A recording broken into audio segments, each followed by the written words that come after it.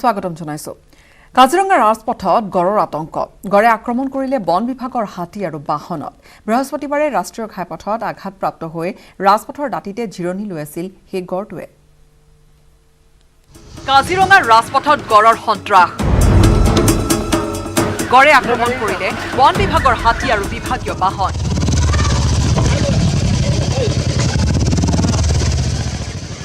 আক্ৰমণাত্মক ৰূপ ধৰি ৰাষ্ট্ৰীয় ঘাইপথত বিচৰণ কৰি থকা গড়টোৰ বাবে বহু সময় ধৰি ৩৭ নম্বৰ ৰাষ্ট্ৰীয় ঘাইপথত যান বাহনৰ চলাচল বন্ধ হৈ পৰে। বন বিভাগে দুটা হাতীৰ সহায়ত গড়টো নিয়ন্ত্ৰণ কৰিবলৈ কৰা চেষ্টাত সৃষ্টি হয় দৌৰা-দৌৰি খেদাখেদিৰ। বৃহস্পতিবাৰে কাজিৰঙা ৰাষ্ট্ৰীয় উদ্যানৰ পৰা ওলাই অহা এটা গড় কাজিৰঙাৰ হালধিবাৰীৰ ৩৭ নম্বৰ ৰাষ্ট্ৰীয় ঘাইপথত দুৰ্ঘটনাগ্ৰস্ত হয়। আঘাতপ্ৰাপ্ত গড়টোৱে ৰাষ্ট্ৰীয় ঘাইপথৰ কাষৰ দাঁতিতে বন জংঘলৰ মাজত আশ্ৰয় লৈ আছিল। বন বিভাগে গড়টোক ৭টা হাতীৰ সহায়ত উদ্যানৰ ভিতৰলৈ খেদি পঠিওৱাৰ চেষ্টা কৰোঁতে চোচা ল'লে গড়টোৱে। খুন্দা মাৰে বন বিভাগৰ বাহনত। গড়টোৰ আক্ৰমণত বন বিভাগৰ 4টা হাতী আহত হোৱাৰ লগতে বিভাগৰ 3খন বাহনৰো কিছু পৰিমাণে ক্ষয়ক্ষতি হৈছে। আনহাতে গড়টো সুস্থ অৱস্থাত থকাৰ কথা জানিবলৈ দিয়ে পশু চিকিৎসকে। গড়টো বৰ্তমানেও ৰাষ্ট্ৰীয় ঘাইপথৰ দাঁতিৰ হাবিতে আশ্ৰয় লৈ আছে।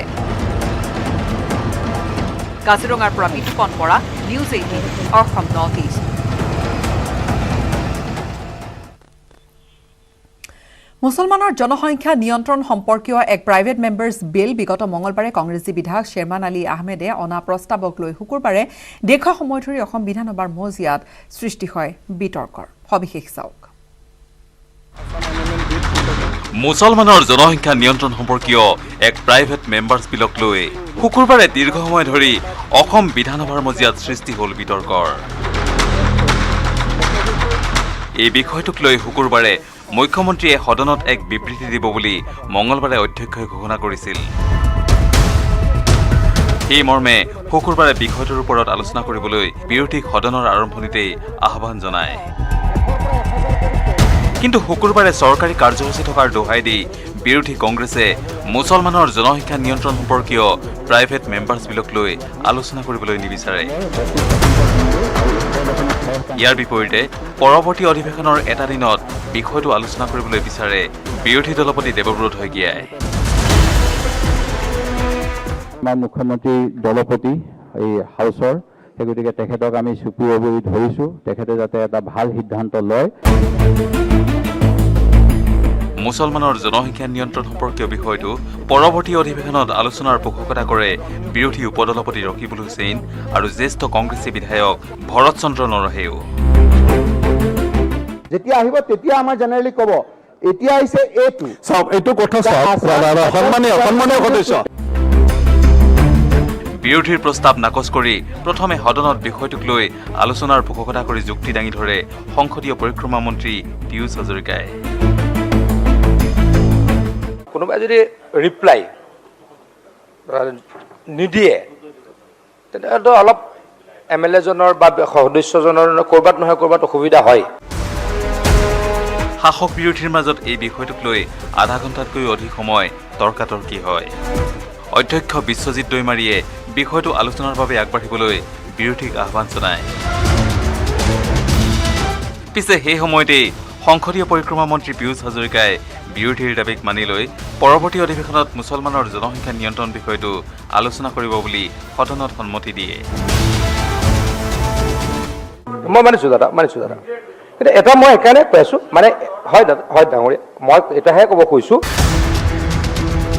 শাসক বিৰোধীয়ে বিষয়টোত একমত হোৱাত অধ্যক্ষই বিষয়টোক লৈ সদনৰ বাহিৰত উভয় পক্ষকে আলোচনা কৰি সিদ্ধান্ত ল'বলৈ গৈ সদন সাময়িকভাৱে স্থগিত ৰাখে। পিছত অধ্যক্ষই মুছলমানৰ জনসংখ্যা নিয়ন্ত্ৰণৰ প্ৰাইভেট মেম্বাৰ্ছ বিলক লৈ পৰৱৰ্তী অধিৱেশনৰ কোনো এটা দিনত আলোচনা কৰা হ'ব বুলি ঘোষণা কৰে। এই কথাটো মই গোটেই পাৰ্টিৰ লিডাৰৰ লগত কথা পাতিয়ে কৈছোঁ। যদি পৰম্পৰাত যায় মোৰ ক'বলগীয়া নাই এজ এ স্পীকাৰ, আৰু যেতিয়া চবে কনচেণ্ট দিব সেইটোকে মই হাউচত জনাম। কেমেৰা পাৰ্চন সঞ্জয় বৰাৰ সৈতে Biju Kumar Deka, news 18 north east.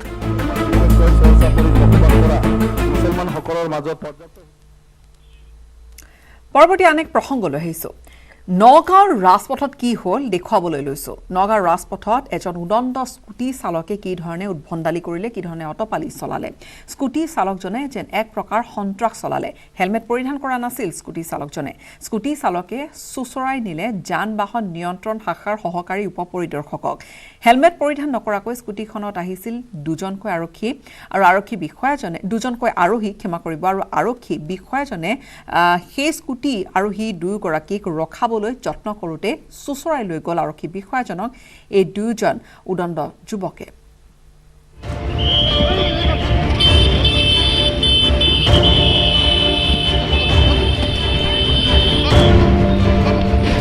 এক ভয়ংকৰ দৃশ্য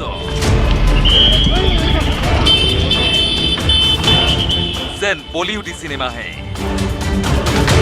তীব্ৰ গতিত চলিছে স্কুটি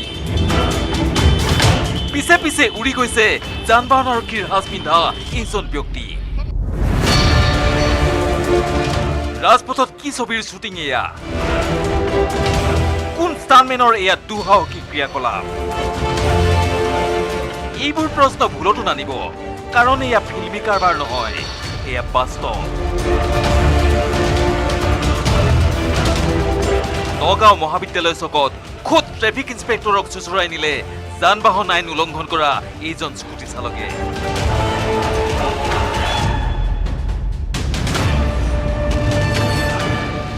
আইন উলংঘন কৰাৰ বাবে স্কুটি চালক যুৱকজনক বাহন ৰখোৱাৰ নিৰ্দেশ দিছিল যান বাহন আৰক্ষীৰ সহকাৰী উপ পৰিদৰ্শক নিৰঞ্জন দেশনীয়াই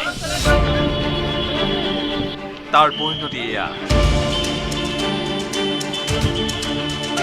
বাহনটো নৰখালে বৰং উৰি গ'ল ট্ৰেফিক ইন্সপেক্টৰ পিছে পিছে আৰক্ষীৰ দলটোৱে খেদি খেদি ধৰিলে উদণ্ড চালকজনক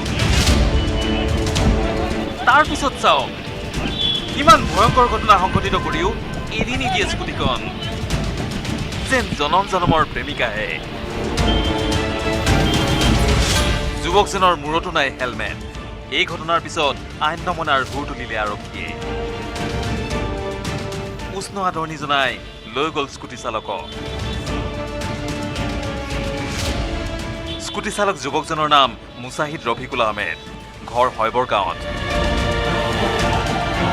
আমিতো চেকিংটো চইচাই কৰা নাই এইটো আমি জনসাধাৰণৰ সুবিধাৰ্থে কৰি আছোঁ এতিয়া আমি 1.5 মাহ ধৰি চেকিং কৰি আছোঁ মাত্ৰ আমি হেলমেট চাই আছোঁ এই হেলমেট এতিয়া নগাঁও ৰাইজে বৰ্তমান 95% ৰাইজে হেলমেট পৰিধান কৰিছে আৰু 5% আছে আপোনালোকে একো নাই হ'ব ৰ'ব আপোনালোকে দেখিছে আপোনালোকৰ চকুৰ আগতে এজন যুৱক মই ৰখিব দিছিলোঁ